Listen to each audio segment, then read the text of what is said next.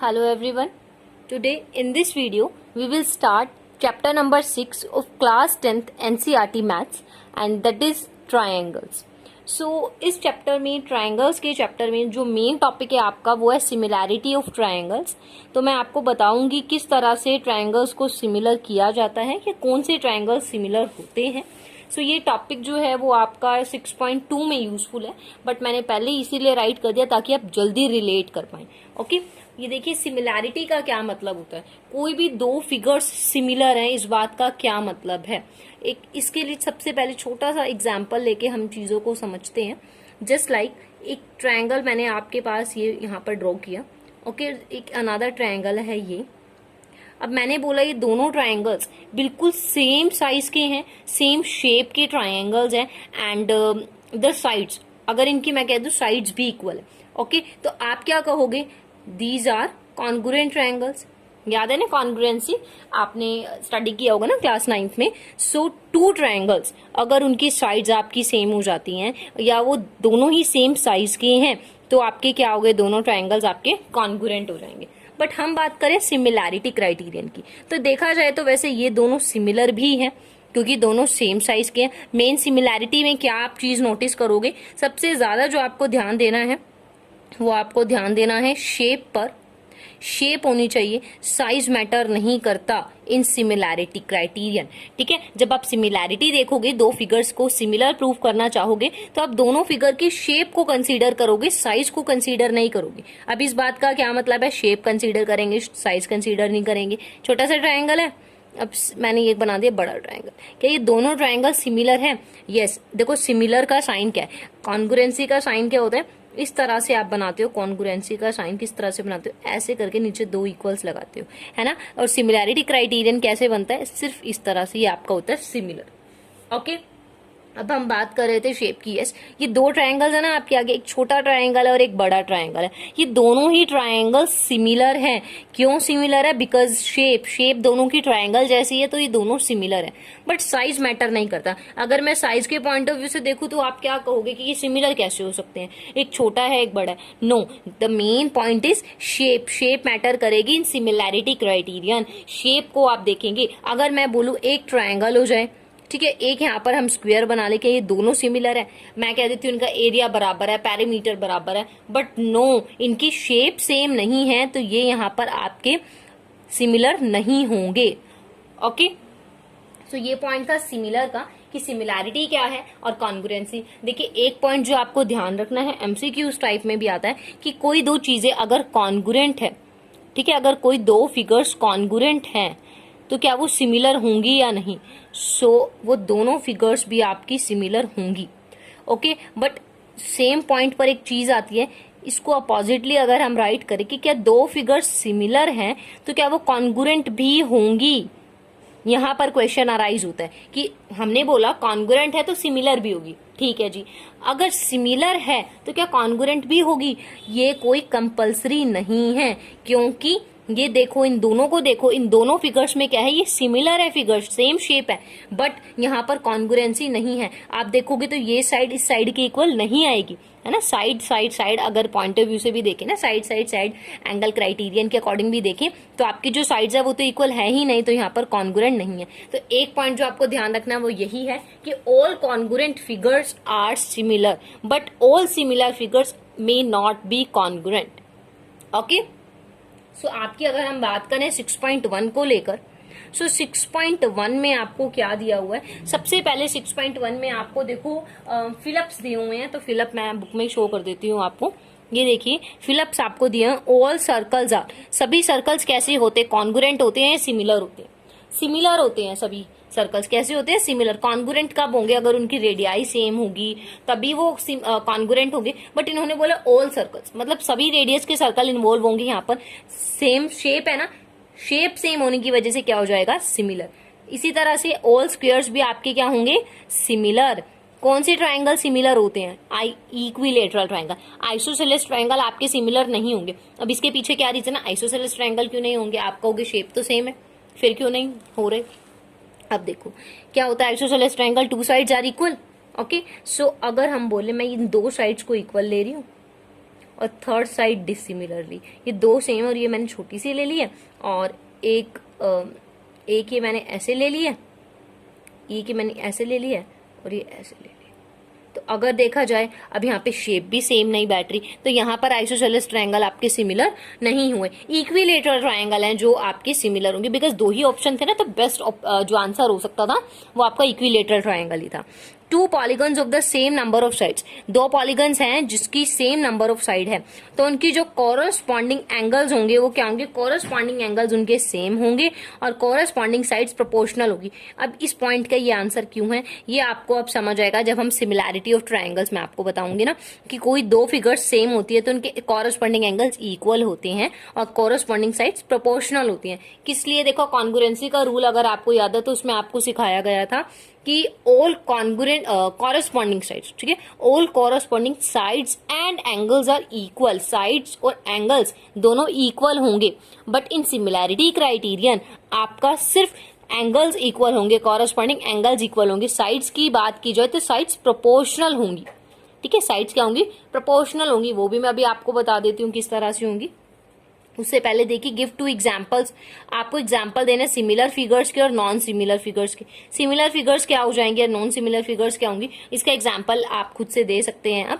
अब हम इसकी बात करें क्या ये सिमिलर है या नहीं, तो देखो 1.5 1.5 1.5 1.5 3 3 3 3। अब यहाँ पर देखो क्या ये सिमिलर है या नहीं, ये चीज अब आपको बतानी है। यहाँ पर ये क्वाड्रिलेटरल सिमिलर नहीं है।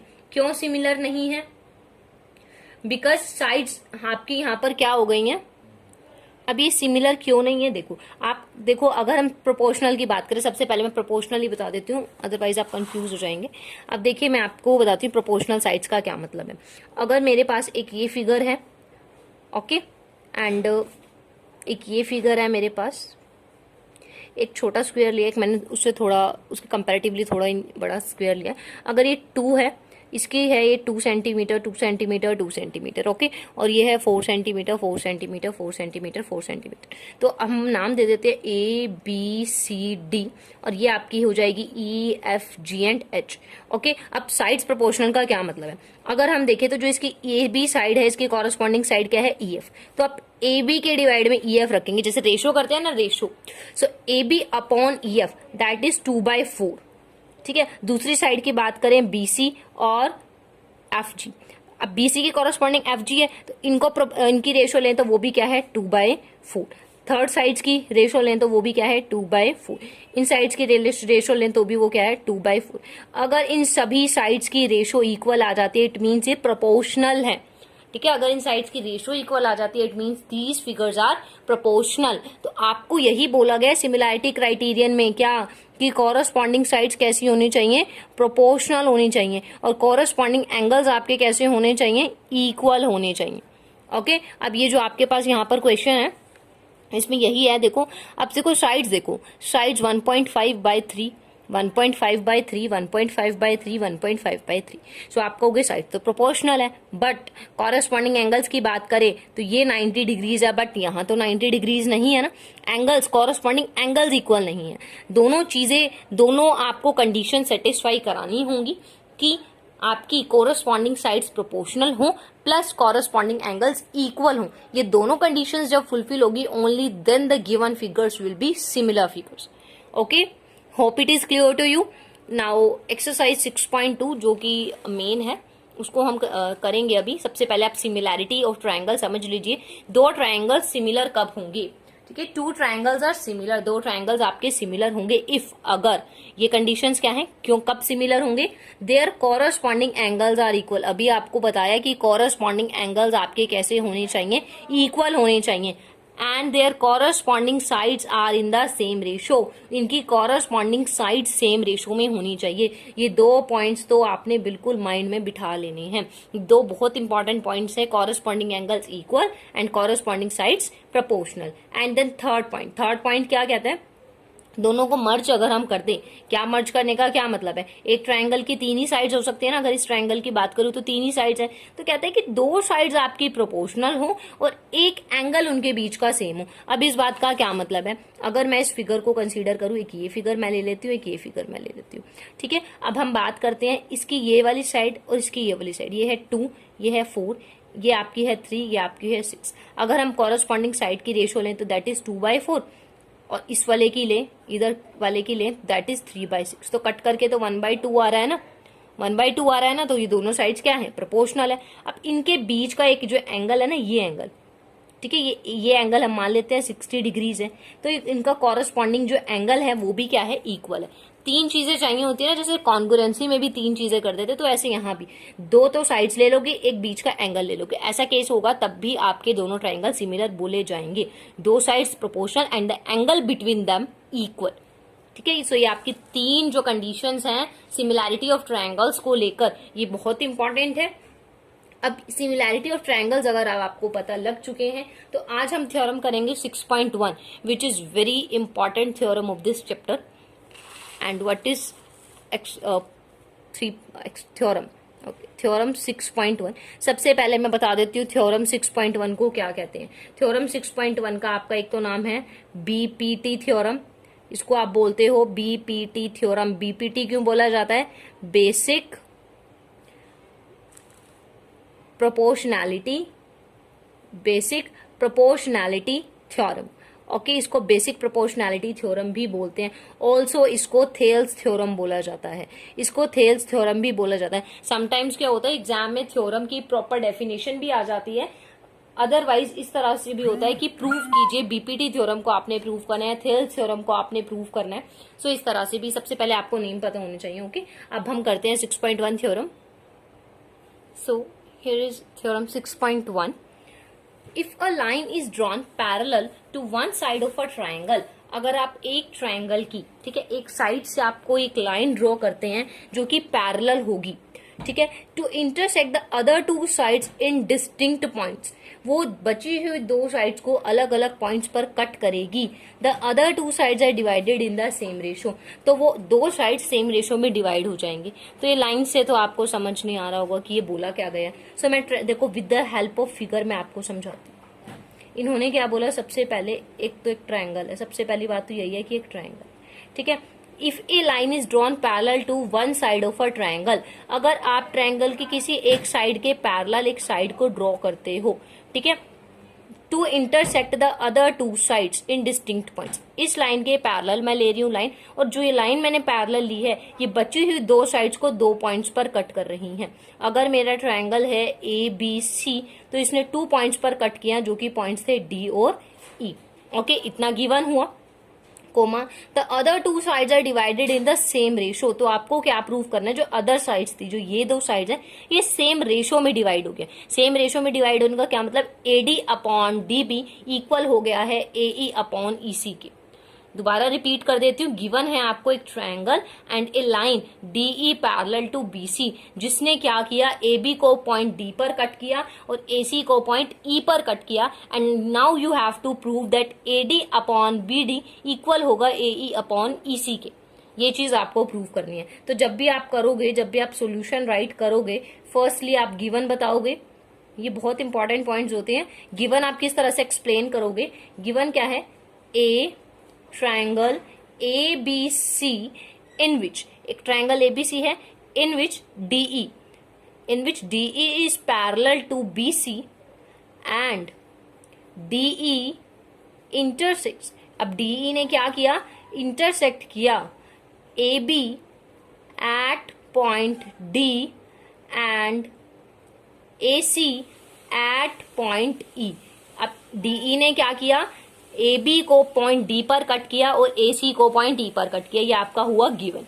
ओके, नाउ अगर हम बात करें, आपने लिखना है टू प्रूफ, कि एक्चुअल अब मुझे प्रूफ करना क्या है, मुझे प्रूफ करना है the other two side divided in the same ratio, मतलब AD upon DB must be equal to AE upon EC. ये चीजें आनी चाहिए, ये चीजें मुझे करनी है। अब मैं इसको कैसे करूंगी, अब जरा जो प्रूफ करना होता है ना, उसको हमेशा फिगर से रिलेट करना सीखो।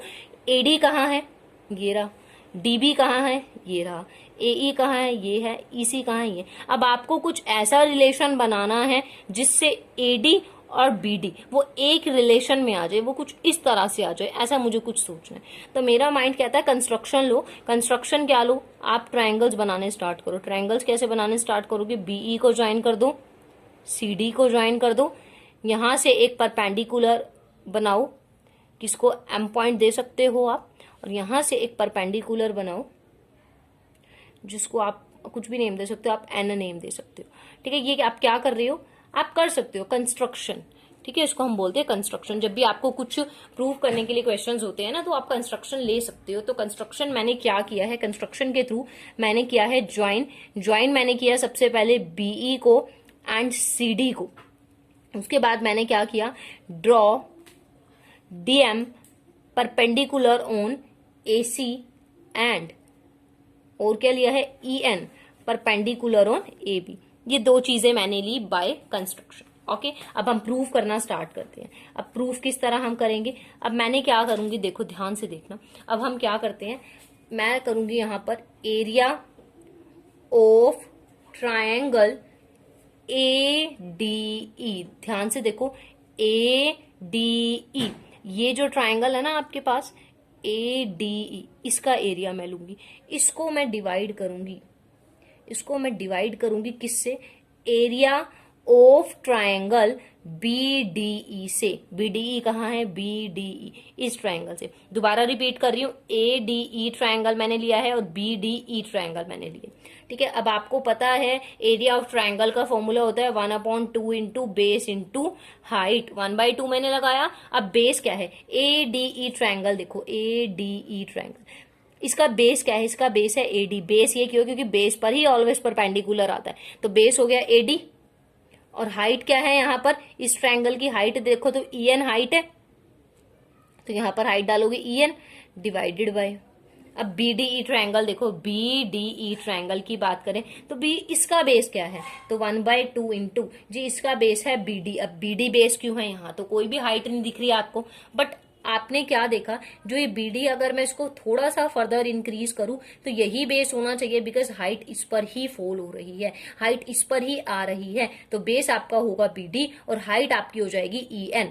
ठीक है, क्योंकि बेस पर ही हाइट फॉल होती है। अब यहाँ पर क्या होगा, 1/2 से 1/2 कट हो जाएगा, EN से EN कट हो जाएगा, और आपके पास क्या आ जाएगा, AD upon BD।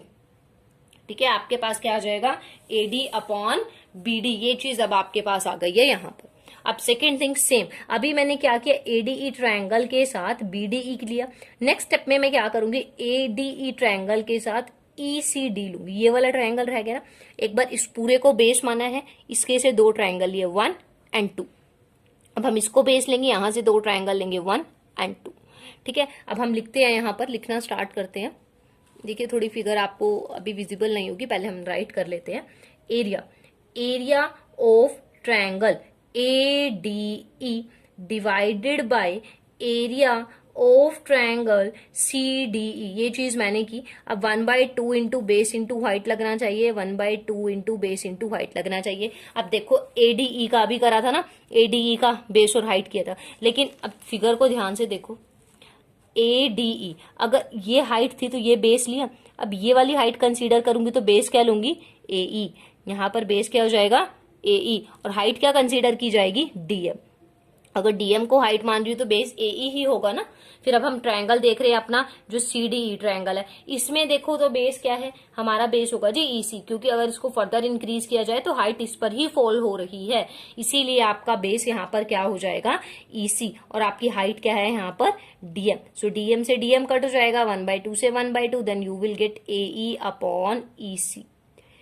Is it clear?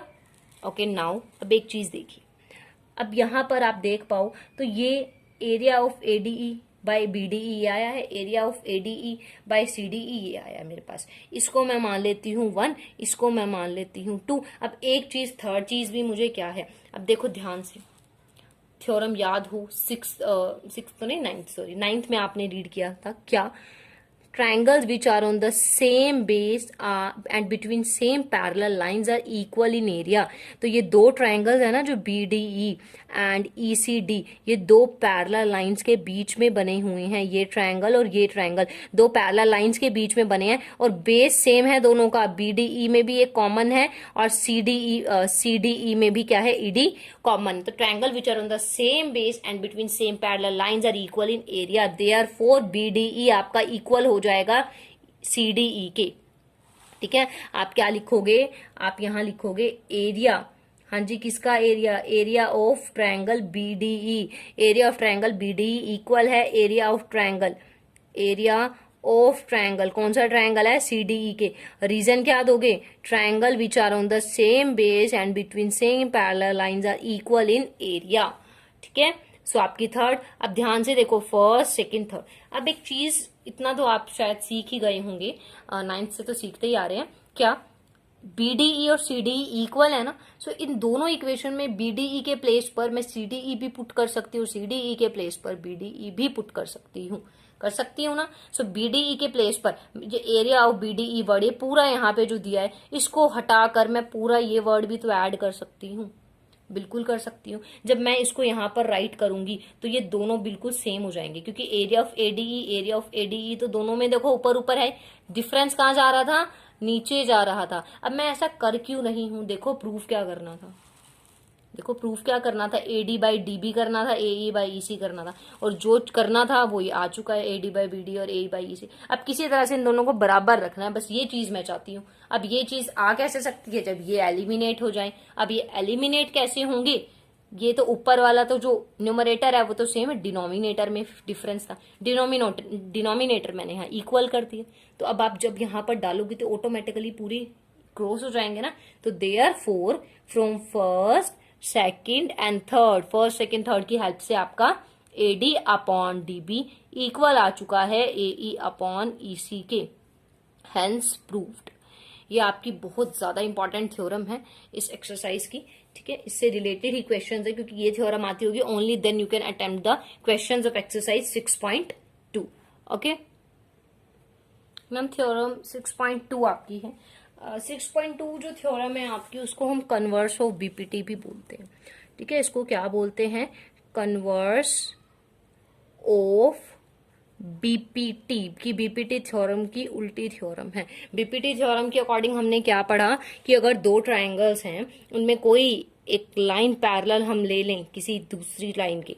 ठीक है, अगर हम ट्रायंगल के एक साइड के पैरेलल कोई लाइन ड्रॉ कर लेते हैं और वो लाइन ट्रायंगल की साइड्स को कट करती है तो वो सेम रेशियो में डिवाइड हो जाता है. यही चीज हमने BPT में देखी. तो इसका कन्वर्स क्या कहेगा कि अगर मैंने आपको गिवन दिया था, अगर मैंने आपको पैरेलल लाइन गिवन दी थी, तो मैं उसको प्रूव करने के लिए बोलूंगा. जो चीज आपने पहले प्रूव की वो अब गिवन होगी, और जो चीज आपको गिवन थी वो अब आपको प्रूव करनी पड़ेगी. देखो, if a line divide any two side of a triangle in the same ratio, अगर एक लाइन दो साइड्स को, ट्रायंगल की दो साइड को सेम रेशियो में डिवाइड करती है, then you have to prove it is parallel to the third side. पीछे अगर हमने BPT थ्योरम की तो पैरेलल गिवन थी, पहले हमने तो रेशियो प्रूव की थी ना, प्रोपोर्शनल प्रूव किया. बट कन्वर्स क्या कहता है, अपोजिटली वर्क करो. इसमें तो कुछ भी नहीं है, ये तो बहुत ज्यादा इजी है. देखो किस तरह से करोगे.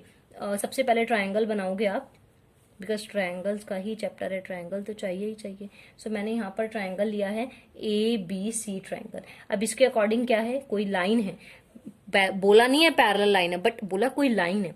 मैंने कहा ठीक है जी, DE एक लाइन है जिसने क्या किया, इनको सेम रेशो में डिवाइड किया.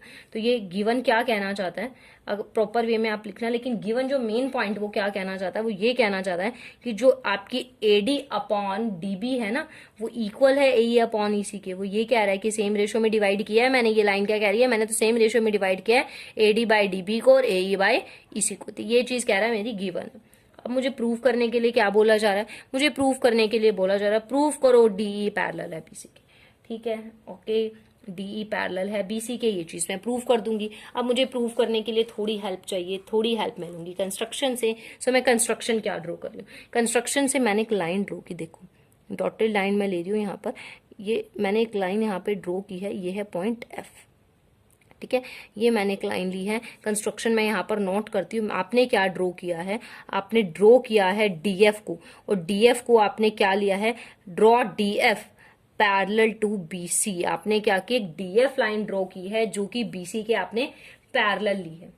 ठीक है, आपने क्या किया, डीएफ एक लाइन ली जो कि आपने बीसी के पैरेलल ली। देखो अब इतना दिमाग कैसे चलाया है, प्रूव करना है डीई को, और मैंने ली किसको लिया, डीएफ को। अब मेरा दिमाग क्या करेगा, किसी तरह से एफ की जगह ई आ जाए, है ना, किसी तरह से। जो ये चीज तो ले ली तो प्रूवन है ना। अब कंस्ट्रक्शन से लिए तो माननी है, तो माननी पड़ेगी क्वेश्चन को लेके, हाँ जी भाई डीएफ पैरेलल है बीसी के, बट करनी तो डीई थी। तो किसी तरह से ये डीई डीएफ के प्लेस पर डीई आ जाए तो बात बन जाए। अब हमारा फोकस ही यही रहेगा कि डीएफ को हम क्या कर सके, डीई के इक्वल लेकर आ सके। अब इस फोकस के साथ हम आगे देखो क्वेश्चन को सोल्व करेंगे। अब क्वेश्चन वाला क्या कह रहा है, लिखो यहाँ पर प्रूफ लिखो। क्वेश्चन वाला क्या कह रहा है, सबसे पहले जो उसने मुझे गिवन दिया मैं नोट कर लेती हूँ। उसने मुझे कहा देखो जी एडी अपॉन डीबी ना आपका इक्वल है एई अपॉन ईसी के। ओके, मैंने नोट कर लिया, ध्यान रहेगा मुझे। अब मैंने कंस्ट्रक्शन से एक चीज ली, क्या चीज ली, मैंने डीएफ पैरेलल लिया बीसी के। अगर मैंने डीएफ पैरेलल लिया है बीसी के तो बाय बीपीटी, तो मैं बीपीटी लगा सकती हूँ, बिल्कुल लगा सकती हूँ, क्योंकि डीएफ पैरेलल ली है मैंने इसकी, और जिसने इंटरसेक्ट भी किया। तो यहाँ पर मैंने क्या बोला कि जी एडी अपॉन डीबी ना इक्वल हो जाएगा एएफ अपॉन एफसी के बाय बीपीटी। ध्यान से देखो डीएफ पैरेलल है ना, ई को भूल जाओ फिगर से, ई को भूल जाओ फिगर से। डीएफ पैरेलल तो एडी अपॉन डीबी किसके इक्वल होना चाहिए, एएफ अपॉन एफसी के बाय बीपीटी, क्योंकि हम बीपीटी तो पहले ही प्रूव कर चुके हैं तो यूज करेंगे। अब देखो जरा ध्यान से, from first and second, AD upon DB ए इसके भी इक्वल है, और एडी अपॉन डीबी इसके भी इक्वल है ना, एडी अपॉन डीबी इसके भी इक्वल है, और ये चीज इसके भी इक्वल है, मतलब ये दोनों भी आपस में इक्वल होनी चाहिए। फर्स्ट एंड सेकंड क्या कहना चाहता है, हाँ जी मैं ये कहना चाहता हूँ कि जो एई अपॉन ईसी है वो इक्वल आनी चाहिए एएफ अपॉन एफसी के। क्यों, क्योंकि ये दोनों ही सेम चीज के इक्वल है। ठीक है ना, अब ये चीज मेरे पास आ गई। अब देखो क्या कर सकते हो, अब देखो क्या आ गया आपके पास आया AE upon EC AF upon FC, ये चीज आ गई। अब मैं क्या करूंगी, इनमें से मुझे कुछ हटाना पड़ेगा। क्या हटाना पड़ेगा, मुझे करना है, मुझे तो लेकर क्या आना है, मुझे यहां पर लेकर आना है ये जो हमारे पास एएफ और अलग एई बना हुआ है, एफसी और ईसी अलग बना हुआ है, इस चीज को मुझे ठीक करना है। तो इस चीज को ठीक करने के लिए मैं क्या करूंगी, ठीक है मैं क्या करूंगी, मैं दोनों तरफ 1 ऐड करूंगी। अब देखो क्या होगा 1 ऐड करने से, व्हेन यू विल, यहाँ पे मैं लिख देती हूँ add 1 on both sides। आप बोथ साइड्स को 1 ऐड कीजिए। ए अपॉन ईसी है ना, इधर भी 1 ऐड कर दो, और एएफ अपॉन एफसी है, इधर भी 1 ऐड कर दो। जब ऐड करोगे तो इधर एलसीएम आएगा, ईसी क्या हो जाएगा, एई प्लस ईसी हो जाएगा, और इधर क्या हो जाएगा, एलसीएम लोगे तो एफसी एएफ प्लस एफसी हो जाएगा। अब फिगर में देखो एई और ईसी मिलके क्या बना रहे हैं, एई और ईसी मिलके पूरा एसी बना रहे हैं, एई और ईसी मिलके पूरा एसी बना रहे हैं, तो लिख दो एई और ईसी मिलके हाँ जी पूरा एसी बना रहे हैं, by EC equal to AF और एफसी क्या बना रहे हैं, एएफ प्लस एफसी तो पूरा एसी बना रहे हैं, दोबारा हो गया जी एसी बना रहे हैं बाई। अब एसी इधर भी है, एसी इधर भी है, तो ये रिमूव हो जाएंगे और आपका ईसी इक्वल आ जाएगा एफसी के।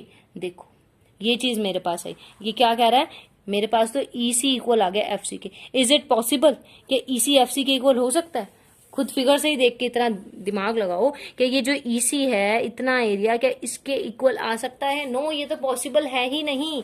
ये जो हमारे पास आया निकल के, ये ईसी अपॉन एफसी आया निकल के, ये तो पॉसिबल ही नहीं है, ये तो चीज पॉसिबल ही नहीं है। ये पॉसिबल तभी हो सकती थी जब एफ के प्लेस पर ई होता, है ना, ईसी और ईसी तो बराबर हो सकते हैं, ईसी एफसी तो नहीं बराबर हो सकते। फिगर देखो, कोई इसमें वो नहीं है, लर्न करने वाला तो कोई पॉइंट नहीं है कि क्यों इक्वल नहीं है, फिगर से देख के समझ सकते हो ईसी और एफसी इक्वल नहीं है, एफसी थोड़ा ज्यादा बड़ा है।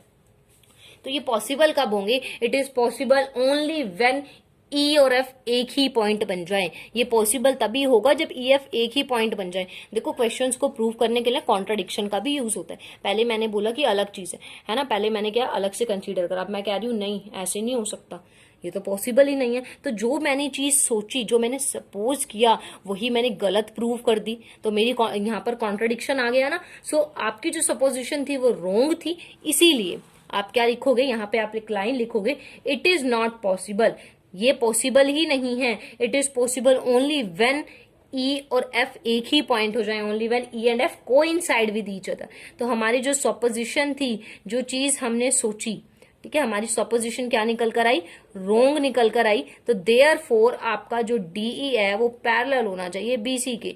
जो मैंने गलत सोचा, मैंने बोला था कि DF लूंगी पैरेलल BC के, बट यहाँ तो E और F सेम होने चाहिए, इसीलिए DF के प्लेस पर DE डालना पड़ेगा और DE BC के इक्वल इस तरह से आपका आ जाएगा। So this is hence proved.